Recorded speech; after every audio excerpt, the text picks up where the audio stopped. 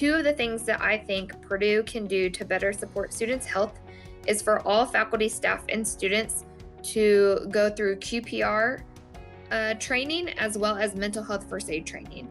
The Office of the Dean of Students here on campus coordinates QPR training that can teach you about suicide prevention, including the warning signs and how to refer someone to help. There are also folks that are trained on campus in mental health first aid that can provide trainings that give a more in-depth overview of different types of mental health concerns that you may see in your fellow students, faculty, or staff, and how you can refer them to resources as well. At the risk of sounding cliche, I think perhaps the thing that we can do most to promote and support mental health on our campus is to be reminded of our shared humanity, that we're all human. We're all under a great deal of pressure right now, many challenges, many layered losses that we are in the midst of, and we're all doing our best to try to cope with all of those issues that are, again, layered. To be able to remember when we interact with each other that we're whole people. We're not just robots that are working trying to produce widgets or be productive or meet deadlines, that we're all real people struggling with real issues, and to be kind and patient with ourselves, which can take a good bit these days, but also to remember that sense of being kind and patient with others.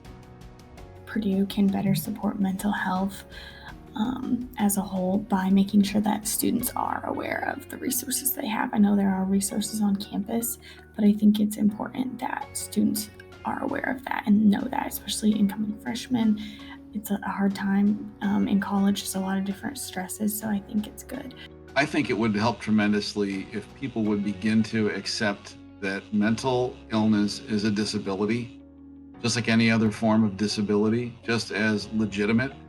It is a fact of that person's life. Very often, it's not something that can necessarily be changed. It affects the way that person interacts with the world, or the way that world interacts with that person. And I think if people would simply understand that and support a person who is struggling with their mental health in that way, it would go a long way to creating, I think, better understanding and better support for students. I think one thing that would help would be just more transparency about mental health challenges from campus leaders, whether that's faculty or staff or student government leaders or other student leaders, for them to kind of have the courage to say, hey, I've struggled with depression or anxiety as well, or I've sought mental health support in the past. Just to kind of normalize it and help students to understand that they're not alone, and that having mental health challenges doesn't mean that they can't be successful. In a broad general sense, I think something Purdue could do to address mental health concerns of its students better would be to expand its CAPS services.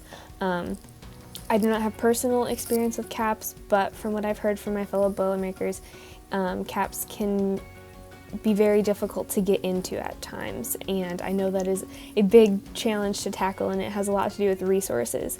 But from a big picture, I think that's something Purdue could do. I see too often that people struggle and they don't know where they can turn. And it's just not too many professors really talk about it or address the fact of mental illness.